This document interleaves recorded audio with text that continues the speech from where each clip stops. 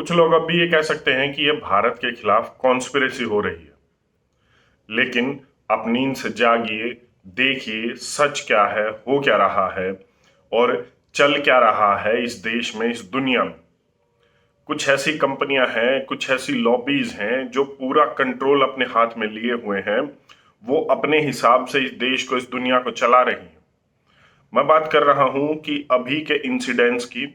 अभी कुछ समय पहले हमने देखा कि भारत की हरियाणा में एक फार्मास्यूटिकल कंपनी थी कि जिसके कफ सिरप से कई बच्चों की, लोगों की जान गई थी। और उसके बाद उस कंपनी पर भारत में उस टाइम के लिए उसे बंद कर दिया गया था, उस पर इन्वेस्टिगेशन हुई थी। लेकिन अब दूसरा ही एक मामला सामने आया है। मैं आपको बता दूं कि अब वो कंपनी को क्लीन चिट भारत में दे दी गई थी, उस कफ सिरप को, कंपनी को अब वो दोबारा से चालू कर दी गई है। और यही होता है। अब का मामला है चेन्नई की एक फार्मास्यूटिकल कंपनी का जो आई ड्रॉप बनाती है। ये सप्लाई होता है यूएसए में। अब यूएसए के 12 राज्यों में, 12 स्टेट्स में वहां पर अलर्ट जारी कर दिया गया है, क्योंकि वहां पर 55 लोगों को बैक्टीरियल इन्फेक्शन इस आई ड्रॉप की वजह से हुआ है। एक व्यक्ति की मौत भी बता रहे हैं हुई है और हाई अलर्ट जारी किया गया है।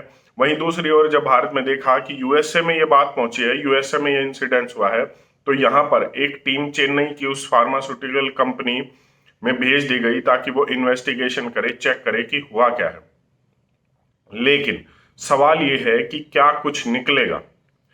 जैसे कफ सिरप के केस में हुआ था, क्लीन चिट मिल गई, वहां पर बच्चे मरे, लोग मरे और वो जो है बीमार हुए, लेकिन यहां पर कुछ दिन बाद उसे क्लीन चिट दे दी गई। ठीक उसी तरीके से अब फिर हो जाएगा। ये जो चेन्नई की फार्मास्यूटिकल कंपनी है, ये जो आई ड्रॉप बनाती है, जो यूएसए में जाता है, इसे भी हो सकता है क्लीन चिट मिल जाए, या फिर ज्यादा से ज्यादा कुछ समय के लिए इसका लाइसेंस रद्द हो सकता है। इससे ज्यादा कुछ नहीं होने वाला। अब सोचिए, ये लॉबीज इतनी बड़ी हैं, यहाँ पर बात एक दो मौत की नहीं है। ये जो खेल खेल रही हैं, उससे लोगों की जान सीधे तौर पर खतरे में पड़ती है, जिससे किसी का कोई लेना देना नहीं है और इन पर कभी आंच नहीं आती। ये इतनी बड़ी लॉबीज हैं, ये सरकार को रेगुलेट करती हैं, ये सरकार के नियमों को खुद बनाती है, बस सरकार उन पर ठप्पा लगाती है। नियम आपके लिए ये कंपनियां बनाती हैं कि हम क्या देंगे, कैसे देंगे, वो देंगे, उससे साइड इफेक्ट कितने होंगे, सब नियम ये लिखवाती है। हम सभी ने देखा कि पिछले 2.5-3 साल में जो वैक्सीन फार्मा लॉबी है, उसने किस तरीके से इंडेमनिटी बॉन्ड्स भी लिए देशों से।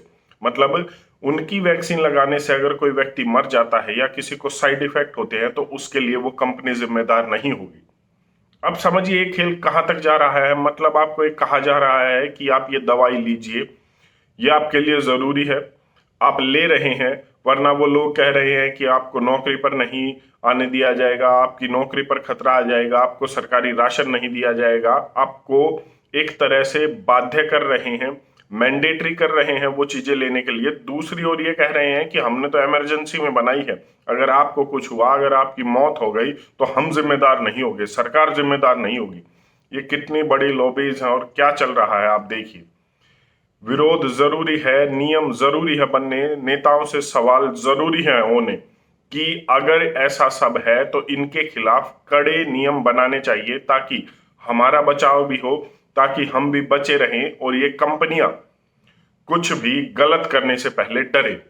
आपकी इस पर अपनी क्या राय है, एक बार कमेंट करके जरूर बताएं। धन्यवाद। जय हिंद।